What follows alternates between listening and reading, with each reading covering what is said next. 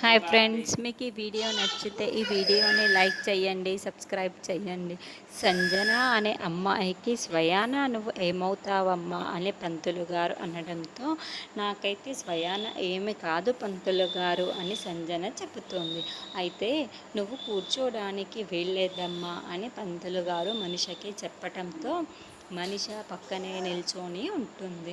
సరే, ఇంకెవరున్నారు పెళ్ళి కావాల్సిన అమ్మాయిలు అని పంతులు గారు అనడంతో మన జాను ఉంది కదా అని జయదేవ్ చెప్పడంతో జాను నువ్వు వచ్చి పూజలో కూర్చో అని సంజన అంటుంది.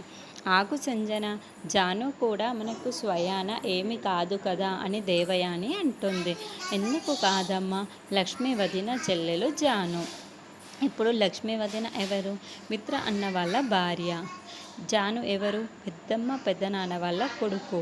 మరి జాను మనకు స్వయాన తమ్ముడు అవుతుంది కదా అని సంజన అంటే, రక్త సంబంధం ఉన్నట్లయితే ఈ ఒక్క లాజిక్ చాలు, ఈ పూజ అయినా చెయ్యవచ్చు. అమ్మా నువ్వు వచ్చి కూర్చో అమ్మా అని పంతులు చెబుతారు. అమ్మా మీ అమ్మ నాన్నల్ని ఎక్కడా అని జాను పూజలో కూర్చోగానే పంతులు గారు అడుగుతూ ఉండటంతో ఆ అమ్మాయికి అమ్మ నాన్న లేరు అని దేవయాని చెబుతుంది. అక్క బావ ఉన్నారు కదా దేవయాని అని జయదేవ్ అంటే, ఆ వదిన రండి అని సంజన వివేక్ ఇద్దరు కూడా లక్ష్మీ పక్కపక్కన కూర్చోబెట్టుకొని జానుతో పూజ మొదలు పెడుతూ ఉంటారు. వీళ్ళేదో చేస్తున్నారు. నేను అడుగుదాం అనుకుంటే ఇదంతా పూర్తయ్యేంత వరకు ఏమీ మాట్లాడొద్దని మిత్ర గారు, అందుకే నేనేమీ మాట్లాడలేకపోతున్నాను అని లక్ష్మి మనసులో అనుకుంటూ, అసలు ఇది సంజన వాళ్ళ ఇంట్లో జరిగే పూజనా అని పెళ్ళా అని ఏంటి ఇలా జరిపిస్తున్నారు అని అరవింద కూడా మనసులో అనుకుంటూ ఉంటుంది. అంటే అసలు ఇక్కడ ఏం జరుగుతోంది? ఇక్కడ సంజన పూజ చేస్తుందా లేకుంటే వివేక్ జానుల పెళ్ళి జరుగుతుందా అని మనీషా దేవయానితో అంటుంది.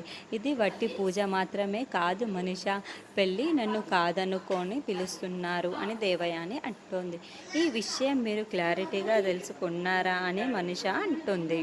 ఇప్పటికే సంజయ్ని చాలాసార్లు అడిగాను మనీషా, అదే మాట చెబుతున్నాడు. ఎక్కువసార్లు అడిగితే అది ఏడుస్తూ ఉంటుంది. పిల్లి గిల్లి లాంటివి ఏమీ ఉండదు. వాళ్ళ పనులు వాళ్ళు చేసుకొని పూజ అవ్వగానే ప్రసాదం తిని వెళ్ళిపోతున్నారు అని దేవయాని అంటుంది. ఖచ్చితంగా ఇది పెళ్లి తంతులాగానే ఉంది అని అరవింద మనసులో అనుకుంటూ, ఏవండి అని జయదేవ్ని పక్కకు తీసుకొని వచ్చి, ఏవండి ఈ పంతులు గారు ఏదేదో చేస్తున్నారు. శాంతి పూజ ఎలా చెయ్యాలో ఒకసారి దీక్షితుల గారికి ఫోన్ చేసి చెప్పండి, ఆయన చెబుతారు అని అరవింద అంటుంది.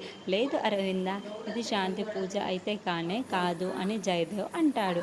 ఏం మాట్లాడుతున్నారు అని అరవింద షాకింగ్గా అడుగుతూ ఉంటే, అవును అరవింద, ఇక జరుగుతున్నది అక్షరాల వివేక్ జానుల పెళ్ళి.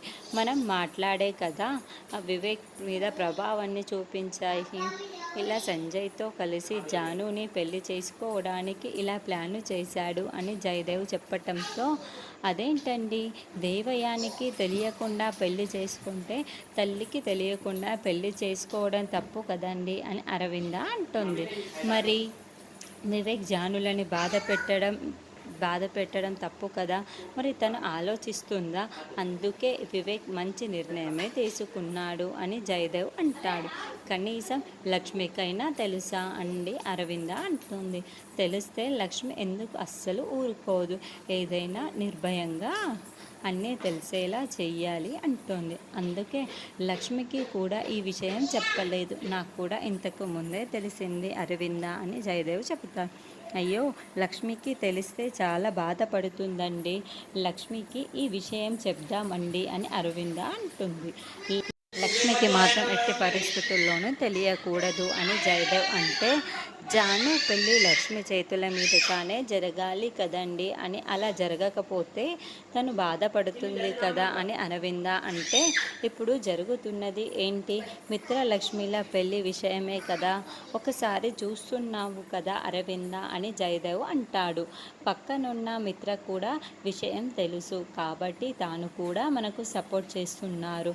నువ్వు కూడా ముందుండి సపోర్ట్ చెయ్యాలి. ఎందుకంటే అన్నీ మేమే కవర్ చెయ్యలేం కదా. అందుకే ఇప్పుడు నీకు చెబుతున్నాను అరవింద, ఈ పెళ్ళి జరగటానికి నువ్వు కూడా మాకు తోడుగా నిల్చోవాలి అని జయదేవ్ అనడంతో, నా చిన్న కొడుకు పెళ్ళికి నేను ఈ మాత్రం సహాయం చెయ్యలేనా? దగ్గరుండి చూసుకుంటున్నాను. ఇప్పుడు విషయం తెలిసింది కదా నాకు కూడా అని అరవింద అంటుంది.